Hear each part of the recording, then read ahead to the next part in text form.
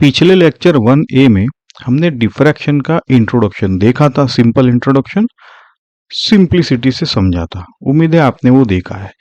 आज का जो लेक्चर 1B है उसमें हम पूरी तरह से डीप डाइव करेंगे।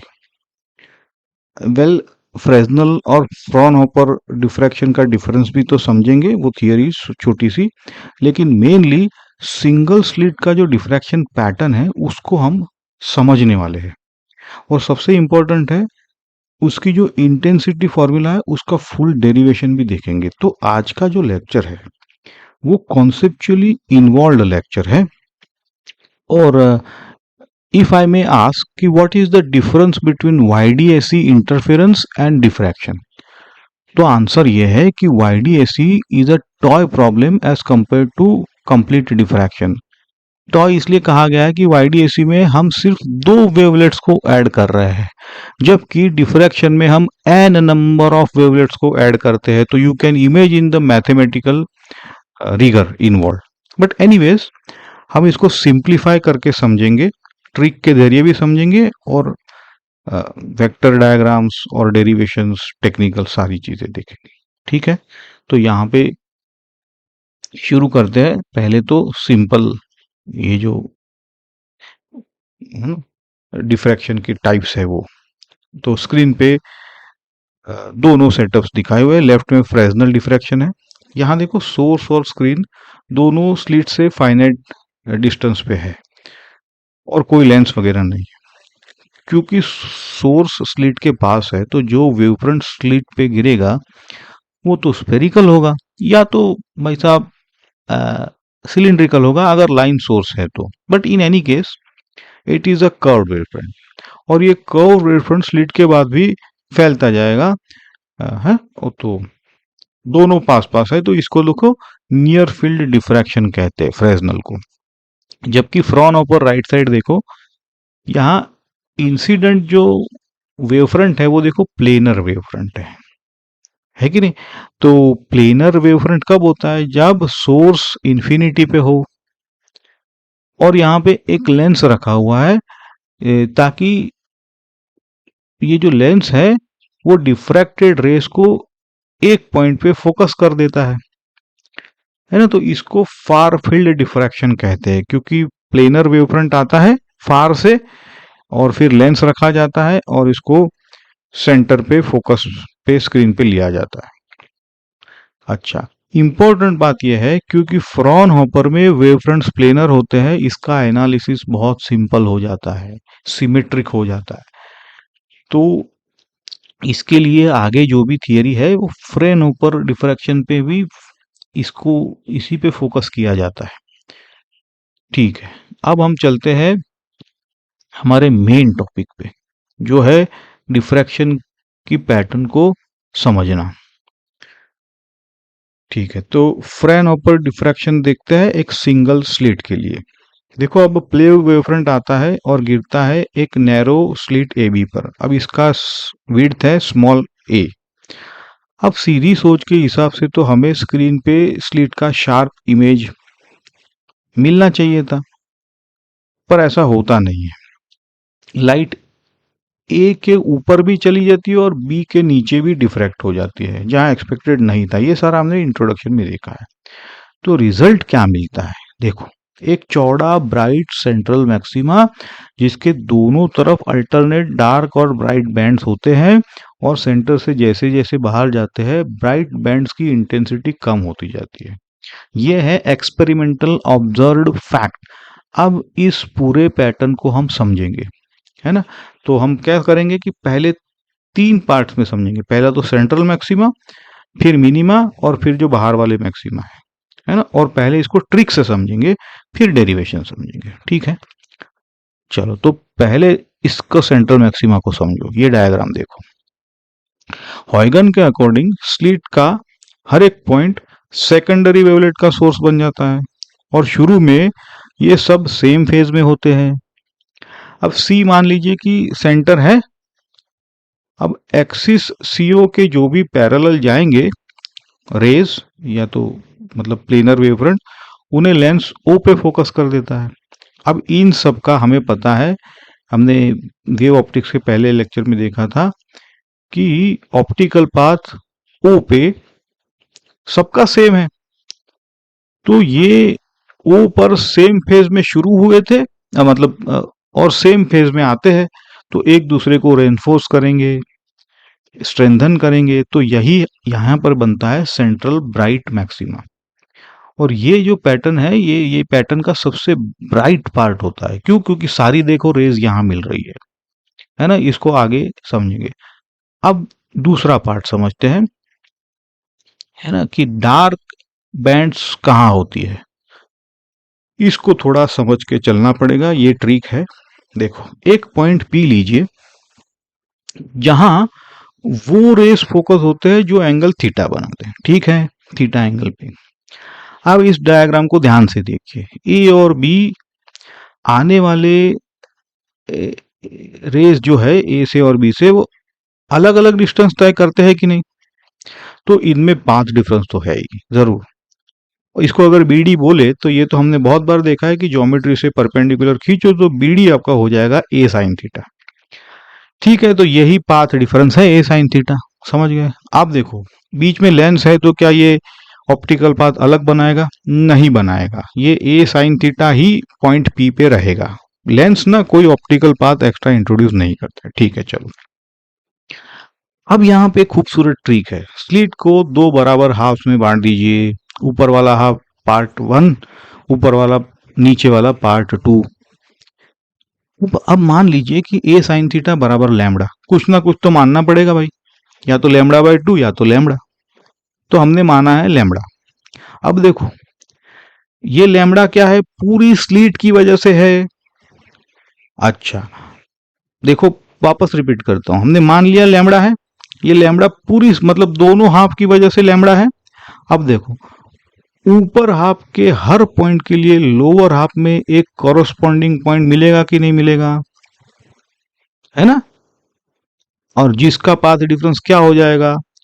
लैम्बडा बाय 2 हो जाएगा, क्योंकि पूरी स्लीट अगर लैम्बडा दे रही है तो दो कॉरस्पॉन्डिंग पॉइंट जो कि हाफ डिस्टेंस होगा पूरी स्लीट का, तो वो तो लैम्बडा बाय 2 देगा। तो लैम्बडा बाय 2 का मतलब हो जाता है अपोजिट फेस, तो ये दोनों कैंसल हो जाएंगे। इसी तरह हर कॉरस्पॉन्डिंग पॉइंट ऊपर और नीचे वाले लैम्बडा बाय 2 की दूरी पर है, तो हर कॉरस्पॉन्डिंग पॉइंट कैंसल हो जाएगा। तो मतलब पूरा लाइट कैंसल हो रहा है इस लैम्बडा वाले पाथ डिफरेंस पे, तो वहां बन जाता है पहला डार्क बैंड, है ना। तो a sine theta equal to lambda. अब इसको जनरलाइज करना है, आगे बढ़ते जाए, तो क्या लिखेंगे? ए साइन थीटा बराबर एन लैम्बडा। थीटा तो छोटा होता है, साइन थीटा को थीटा बोलो, तो थीटा एन बराबर हो जाएगा एन लैम्बडा बाई। यहां पे एक बात याद रखिए, एन 0 नहीं हो सकता, क्योंकि वो सेंट्रल मैक्सिमा की कंडीशन है। ये ट्रिक समझ में आई कि नहीं आई आपको? है ना। हर एक कॉरस्पॉन्डिंग पॉइंट के लिए पाथ डिफरेंस हो जाएगा लैम्बडा बाय 2, क्योंकि ये तो सारे वेवलेट्स है ना। ऐसा नहीं आईडीएसी की जरा जैसे कि दो ही वेवलेट है, यहाँ पे तो इनफाइनाइट वेवलेट थे। तो लैम्बडा बाय 2 कहां से आया? और लैम्बडा बाय 2 का मतलब है बैंड, डार्क बैंड। देखो, अब ये यही ट्रिक को आगे कंटिन्यू करते हैं। अगर पॉज करके इसको समझ लीजिए तो आगे की बात भी समझ में आ जाएगी आसानी से। देखो, अब हम क्या करेंगे कि जो वीक ब्राइट बैंड्स जो सेंट्रल के बाहर होते हैं उसके लिए, तो इसके लिए हमें ए साइन थीटा बराबर 3 लैम्बडा बाय 2 मानना पड़ेगा,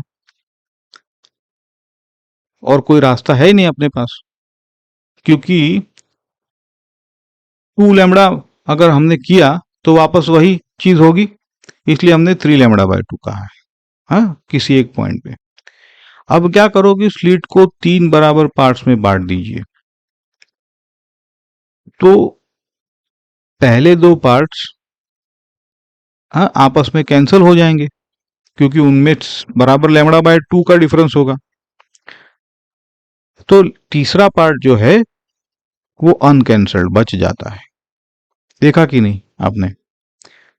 पहले पूरा लैम्बडा लिया था, अब हम 3 लैम्बडा बाय 2 ले रहे हैं।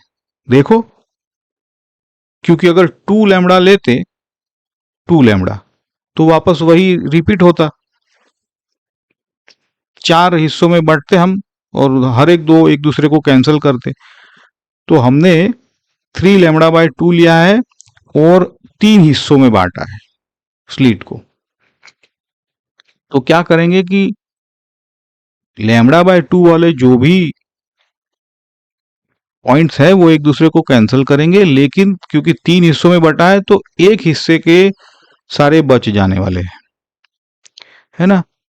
तो अब तो ये जो बचेंगे वो तो एक दूसरे को रेनफोर्स करेंगे, तो ये हमें वीक मैक्सिमा देता है। और ये वीक क्यों है? क्योंकि देखो अब थोड़े से बचे हुए ही दे रहे हैं, समझे आप, इसलिए।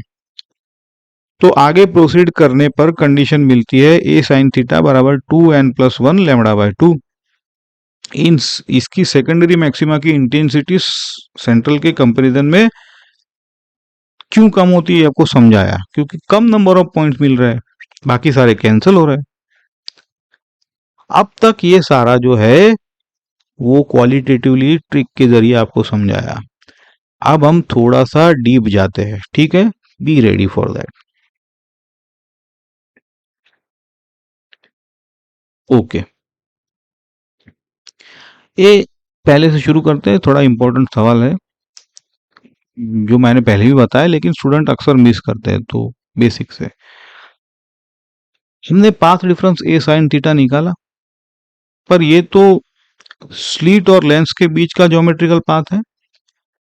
लेंस के बाद क्या होता है? क्या लेंस कुछ एक्स्ट्रा पाथ डिफरेंस ऐड करता है? आपको पता है फिर भी? तो जवाब है नहीं ना। एक कन्वर्जिंग लेंस जो रेस को फोकस करता है उनके बीच कोई भी ऑप्टिकल पाथ डिफरेंस ऐड नहीं करता। ये फर्मेट का प्रिंसिपल है। देखिए, सेंट्रल रे एयर में छोटा रास्ता तय करती है ना। अब लेंस के ज्यादा ग्लास से गुजरती है जहां लाइट स्लो चलती है। मार्जिनल रेज एयर में लंबा चलती है पर कम ग्लास से। तो ये दोनों इफेक्ट एग्जैक्टली कंपेंसेट कर लेते हैं। ये वापस एक बार बता दिया। इसका मतलब है वेव फ्रंट एडी से पी तक सब रेस के ऑप्टिकल पाथ बराबर है, एक्स्ट्रा डिफरेंस 0 है। तो पी पर टोटल पाथ डिफरेंस ए साइन थीटा प्लस 0, यानी सिर्फ ए साइन थीटा। और ध्यान दीजिए, ये लॉजिक हर पॉइंट के लिए सेम है। सेंट्रल पॉइंट सिर्फ एक स्पेशल केस है जहां साइन थीटा इक्वल्स 0 हो रहा है। यही रीजन है कि हम कॉन्फिडेंटली ए साइन थीटा को ही पाथ डिफरेंस मानते हैं, लेंस की टेंशन लिए बिना ही। ये सब चीज समझ गए? एक बार आपको ये क्लैरिटी दे दी। अब और एक डीप सवाल है, देखो, अगर लेंस कुछ ऐड नहीं करता तो हम सिंगल स्लिट का कैलकुलेशन वाईडी ऐसे जैसे वाईडी एसी में किया था वैसे क्यों नहीं करते हैं? तो यहां देखिए कॉन्ट्रास्ट, लेफ्ट साइड में डबल स्लिट है, सिर्फ दो वेवलेट्स होते हैं। जब डी साइन थीटा बराबर एन लेमड़ा, दोनों इन फेज, फेजर अलाइंड, ऐड होके बन जाता है ब्राइट फ्रिंज मैक्सिमम। क्लियर है कि नहीं क्लियर है? अब राइट साइड में देखो, सिंगल स्लिट है, यहां दो नहीं इनफाइनाइट वेवलेट्स है, एक पूरा कंटिन्यूम स्लिट की पूरी विड्थ पर। अब जब ए साइन थीटा बराबर एन लेमड़ा, इन सारे फेजर का टोटल फेज तो 2 पाई स्पान करता है, और ये फेजर्स घूम के, देखो आप, घूमते हुए क्लोज सर्कल बनाते हैं। तो सर्कल तो बंद हो गया, मतलब रिजल्टेंट 0, डार्क बैंड मतलब मिनिमम मिलता है। समझे कि नहीं है आप? वहां पे दो स्लिट में सीधा जो भी डी साइन थीटा था वो एन लेमड़ा लिखो, दो सिंपल फेजर ऐड करो, अलाइन थे, है ना। एन लेमड़ा मतलब अलाइन थे भाई। तो लेकिन यहां पे अलाइन का मतलब है एन लेमड़ा आप तभी लिख पाओगे जब वो 2 पाई घूम के आएंगे, है कि नहीं? 2 पाई 4 पाई ऐसा। तो जब घूम के आएंगे तो सर्कल तो बंद हो गया। ये बात समझ लो आप।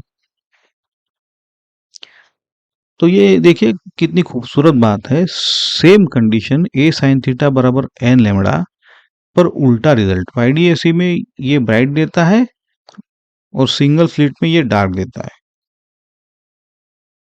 और रीजन यही है कि सिंगल स्लिट में हम दो नहीं, कंटिन्यूम ऐड करते रहते हैं। तो कंटिन्यूम कैसे ऐड करेंगे, देखो आपको दिखाया है, तो पूरा पैटर्न बदल जाता है। ठीक है, अब डेरिवेशन के पहले एक चीज क्लियर करेंगे। डेरिवेशन में बीटा बीटा देखते हैं हम लोग, लेकिन ये बीटा क्या है पता नहीं, आगे बीटा देखेंगे।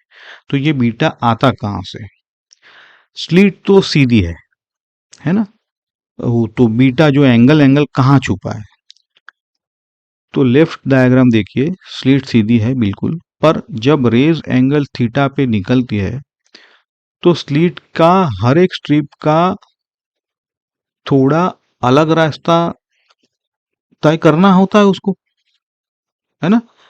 ए से डिस्टेंस एक्स पर जो स्ट्रिप है वो x sine theta extra path लगती है, समझे कि नहीं ये। अब पाथ मतलब ही यहाँ पे फेज, क्योंकि you know delta five equal to 2 pi by lambda into delta x, तो पाथ डिफरेंस ही तो एंगल दे रहा है, समझिए। अच्छा, इसका मतलब है स्लिट के ए से बी तक फेज लीनियरली बढ़ती जाती है, क्योंकि ए पे अगर जीरो माना तो नीचे तो पाथ बढ़ रहा है तो फेज भी बढ़ रहा है, समझे कि नहीं। तो जीरो से लेकर 2 पाई बाय लैम्बडा तक साइन थीटा, है ना, क्योंकि लैम्बडा अगर माना है तो ए साइन थीटा वैसे लेंगे हम, तो ये मतलब जीरो से लेके 2 pi by lambda into sine theta, A sine theta, है ना। तो ये ही है आपका जो फेज है वो, समझे कि नहीं। तो ये है आपका फेज कैसे घूम रहा है, कैसे बढ़ रहा है। अब देखो यहाँ एक कंफ्यूजन कॉमन है, हमने कहा था सब वेवलेट इन फेज है, तो वो तो सही है, स्लीट पर सारे फेज में है। ये रोटेशन स्लीट पर नहीं है, ये रोटेशन तब आता है जब वो वेवलेट्स पी की तरफ एंगल थीटा पे ट्रैवल करती है, समझे कि नहीं। जैसे देखो रनर्स होते हैं, स्प्रिंटर्स एक साथ स्टार्ट करते हैं, पर फिनिशिंग लाइन अगर टेढ़ी हो तो सब अलग अलग टाइम पे पहुंचेंगे कि नहीं। वही स्टेगरिंग, यही फेज का रैंप है। अब देखो राइट डायग्राम, ये सारे फेजर्स को टिप टू टेल जोड़ दीजिए, क्योंकि हर एक थोड़ा ज्यादा घुमा हुआ है, क्योंकि उसको थोड़ा ज्यादा पार्ट करना पड़ रहा है कि नहीं। तो ये फैन आउट होते जाते हैं और एक आर्क बना लेते हैं, पहले से आखिरी फेजर तक टोटल स्विंग देखो यहाँ पे 2 बीटा है, और देखो नीचे बॉक्स में 2 बीटा बराबर 2 pi by lambda into A sine theta, यही तो हमारा है भाई पाथ डिफरेंस और फेज डिफरेंस का इक्वालिटी। तो बीटा हो जाएगा पाई a sine theta by lambda. तो सिंपल वर्ड्स में बीटा है स्लिट के दोनों एजिस के बीच की आधी फेज डिफरेंस, बस। अब बीटा का कनेक्शन आपको क्लियर है, अब इसको डेरिवेशन की तरफ मुड़ते हैं, फाइनल डेरिवेशन। तो पिछली स्लाइड में हमने देखा कि जो फेजर 2 बीटा से स्विंग करते हुए और कैपिटल एन इनफाइनाइट होने पर, ना, अगर इनफाइनाइट है तो स्मूथ कर्व बना देंगे, है कि नहीं। जो आपको येलो अगर इनफाइनाइट है तो वो तो स्मूथ। अब तो इस आर्क को देखिए, अगर सारे वेवलेट इन फेज होते तो ये सीधे जुड़कर एम्पलीट्यूड ई नॉट देते, तो यही आर्क टोटल लेंथ है ना। अब ये आर्क कर्ल हो गया है, इसको कोड यानी आर्क के दो सिरों को आप जोड़ने वाली सीधी लाइन बोल सकते हो, कोड वही होता है। और वही हमारा रिजल्टेंट एम्पलीट्यूड ई आर है ना। आर्क सेंटर ओ पर एंगल बना रहा है 2 बीटा और रेडियस है आर। समझे कि नहीं? बस यही ज्योमेट्री हमें फॉर्मूला तक ले जाएगी। तो दो सिंपल रिलेशंस चाहिए, आर्क लेंथ और कोड। चलिए तो ये कैलकुलेशन अब देखते हैं, अगली स्लाइड में ये सारी चीजें हैं। होप कि आपको ये समझ में आया है। ओके, तो ये कैलकुलेशन है, मैथ्स है ना, और बहुत क्लीन भी है। देखिए पहला रिलेशन है आर्क लेंथ बराबर रेडियस इंटू एंगल, है ना, वही तो है, r d theta is equal to length r d theta जो भी है। तो ई जीरो बराबर हमारा आर इंटू 2 बीटा है, यानी आर बराबर ई जीरो बाई 2 बीटा। दूसरा है कोण, एक सर्कल में एंगल 2 बीटा सब्सटेंड कर रहा है, तो कोण की लेंथ क्या होगी? कोण तो 2 आर हो जाएगा सीधा। अच्छा, ये 2, अब अगर हम सीधी लाइन खींचे तो आर साइन बीटा है, तो 2 आर साइन बीटा होगा ये, है ना। अच्छा, तो ये ई आर बराबर 2 आर साइन बीटा होगा। अब आर की वैल्यू डालिए, तो ई आर बराबर 2 इंटू जो आर की वैल्यू है E zero by 2 beta into sine beta, तो ई आर हो जाएगा E zero into sine beta by beta. और इंटेंसिटी, भाई साहब इंटेंसिटी एम्पलीट्यूड के स्क्वायर के प्रोपोर्शनल होती है। तो ये रहा हमारा फाइनल रिजल्ट। देखो बॉक्स में आई बराबर आई नॉट कहो आई जीरो कहो into sine beta by beta whole square, जहां बीटा हमारा है pi a sine beta by lambda, ये हमने देखा है बीटा, है ना, ज्योमेट्री से इसका कनेक्शन है। और देखिए इस एक फॉर्मूला में पूरा पैटर्न छुपा हुआ है। हाँ, अभी पैटर्न तो देखेंगे। राइट साइड में जब बीटा जीरो की तरफ जाता है, देखो, तो साइन बीटा बाय बीटा कहाँ जाता है? 1 की तरफ। ये तो मैथ्स में भी आपको आया है। तो आई बराबर आई जीरो सेंट्रल मैक्सिमा, जब साइन बीटा जीरो हो तो बीटा बराबर एम पाई है, तभी तो होता है। तो ए साइन थीटा बराबर एम लेमडा, तो वही सारे हमारे मिनिमा हो जाएंगे। समझे कि नहीं? और मैक्सिमा के लिए d I by d beta को जीरो करना पड़ता है, तब मिलता है टेन बीटा बराबर बीटा, जिसका अप्रोक्सीमेट सॉल्यूशन है ए साइन थीटा बराबर 2m plus 1 lambda by 2 secondary maxima.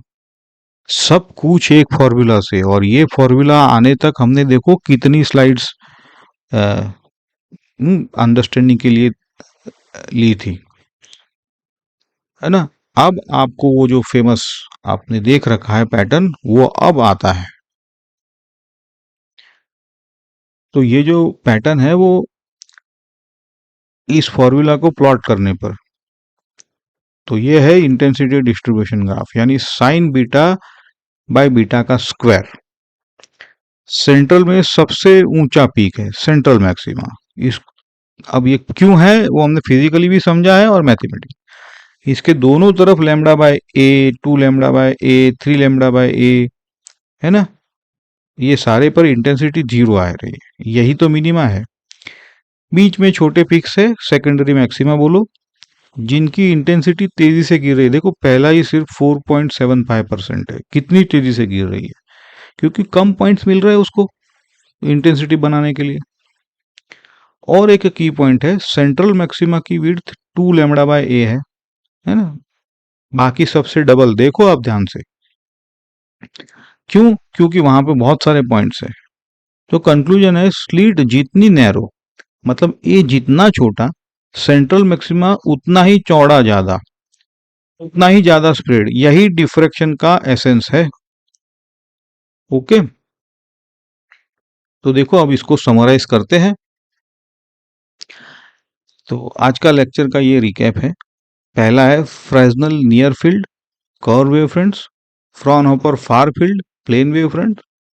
और दूसरा है लेंस कोई ऑप्टिकल पाथ एक्स्ट्रा ऐड नहीं करता है, सिर्फ ए साइन थीटा मैटर करता है हर पॉइंट पर। तीसरा है सिंगल स्लिट में हम एक कंटिन्यूम ऐड करते हैं, है ना, इसलिए ए साइन थीटा बराबर एन लेमड़ा यहाँ मिनिमम देता है, एन लैम्बडा मतलब 2 पाई, और 2 पाई घूम के आता है तो सर्कल बंद हो जाता है, बंद हो जाता है, इसीलिए वो 0 है। YDAC में मैक्सिमम मिलता है क्योंकि दो सिर्फ हम ऐड कर रहे हैं जो कि इन फेज है। ठीक है, तो ये थोड़ा सा समझो आप। चौथा है फेजर सम से मिलता है I बराबर I0 into sine beta by beta, ये फेजर सम से आया, इनका होल स्क्वायर, ये हमने डेरिवेशन देखा। तो यही तो पूरी पैटर्न है। और लास्ट है हमारा सेंट्रल मैक्सिमा की विथ 2 लैम्बडा बाई, समझे। तो ये था सिंगल स्लिट का कंप्लीट फ्रॉनहोफर डिफ्रैक्शन। अगले लेक्चर में हम पढ़ेंगे अब इससे रिजॉल्विंग पावर कैसे निकलता है। ये पैटर्न जो है ना, ये एक दूसरे के ऊपर ओवरलैप होगी तो गड़बड़ हो जाता है। तो रिजॉल्विंग पावर, पोलराइजेशन, ये सारे। अगर लेक्चर पसंद आया हो तो लाइक ज़रूर कीजिए, सब्सक्राइब कीजिए, डाउट कमेंट में लिखिए। तो मिलते हैं अगले लेक्चर में, तब तक इसको एक बार और देखिए। Keep learning and keep growing. Thank you.